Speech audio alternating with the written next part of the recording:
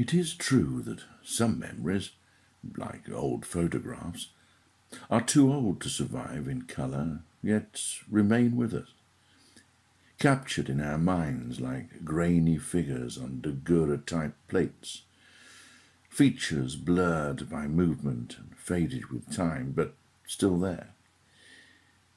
I have also heard those that say that buildings can act as recorders, vibrations imprinted by the labour of those whose toil went into them. If this is so, then perhaps this could be true of those whose fury went into their destruction. For me, of course, this stood for nothing the day I met the old man. He was old even when I was still young, and now in his antique years wanted nothing more than to simply tend his garden. His skin was thin like parchment, and worn as old leather. His mind, though, I have no reason to doubt, was as sharp as it ever was. He still had strength enough to tend his pretty little front garden, which was unique along the row of terraces, as it hadn't been dug over, paved, and turned into a parking space. He told me that his father knew this place as Fields, and that he remembers this, their first house where he still lived, being built. His childhood, he recalled, was powered by steam and hard labour, fed with meagre provisions, where survival beyond childhood, let alone to his great age, was at best only for the lucky. All of this I had forgotten until the day the hearse pulled up outside his small terraced house. It stood for a moment as a mark of respect in front of his little garden, lately became overgrown, and then took him on his final journey beyond memory. Regretting that I hadn't spoken to him since our first and only chance meeting, I remembered our conversation that summer's day over the garden wall, he leaning on his rake.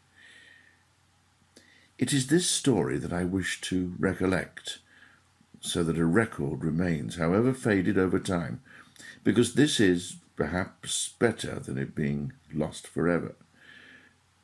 It is this story that also brings me to this place. I entered through the side door and wound my way downstairs by half-light to where I now sit alone.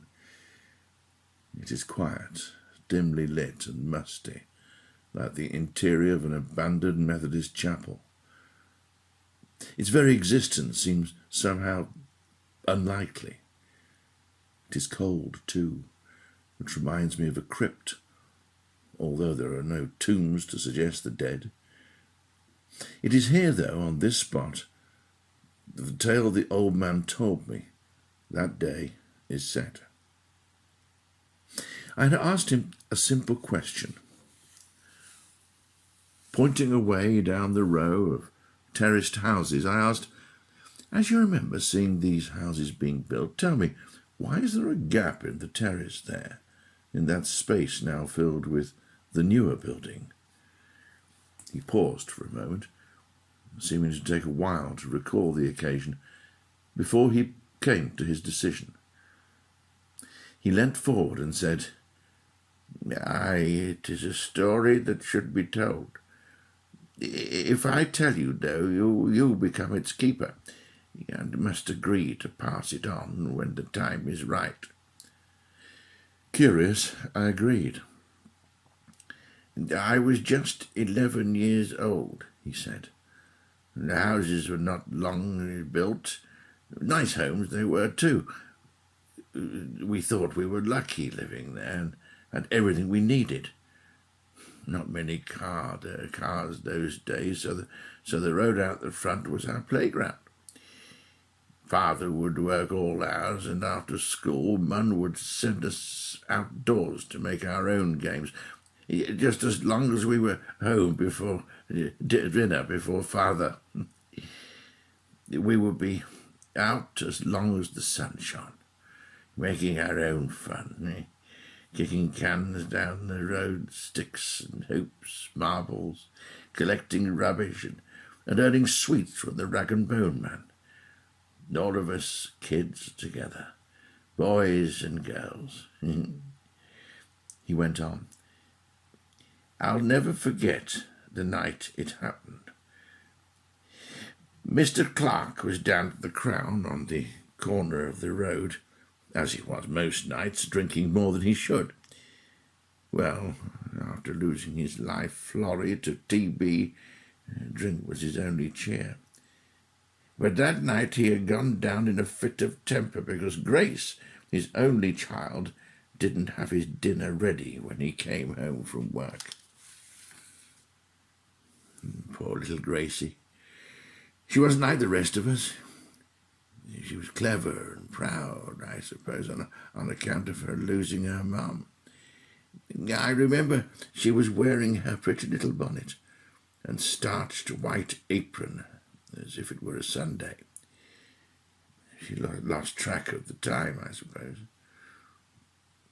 Out her father raged, dragging her in and shouting how bloody useless she was and damning her to the devil and held back.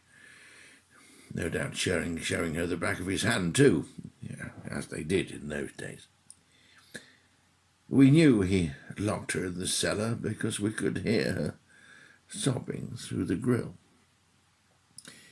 It was late summer by then. Knowing the night would soon chill, Clark had fed the fire before he went for his drink, hoping he could have some meagre warmth for the night.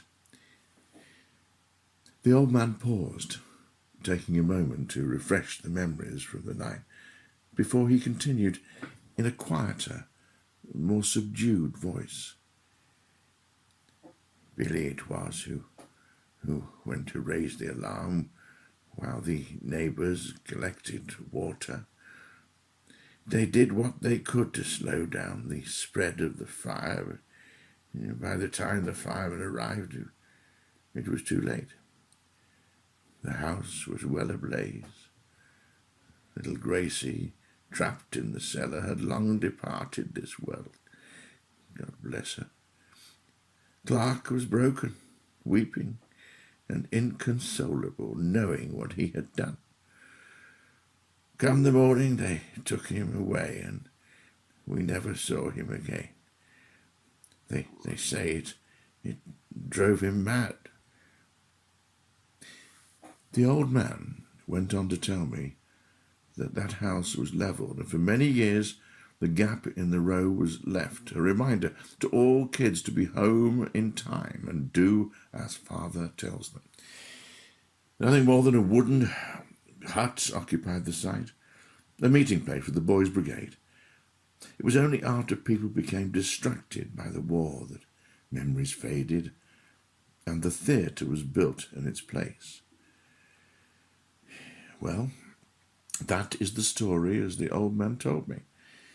I have kept my promise to him so that little Gracie may be remembered. The time was right, and you now become its keeper. Before I leave, there remains the question, can a building retain memories from its past, like an old image, fading but never fully disappearing? For what it's worth, I believe our imagination fills the space around us. Ghosts are but projections of our fears, occupying the shadows and hidden places. Our minds prefer a completed picture and will fill the gaps to help make sense of the unknown. There are those, though, who said that they hear echoes of voices in the dark spaces of the theatre, on the catwalks and along corridors. Others who have maybe caught a glimpse of a figure, perhaps a girl, out of the corner of their eye, wearing a bonnet and a white starched apron, moving in the shadows of the crossover. I must go now. Although it is late summer outside, there is little warmth down here under the stage. Although, of course, as this is a theatre, all these spaces have a name.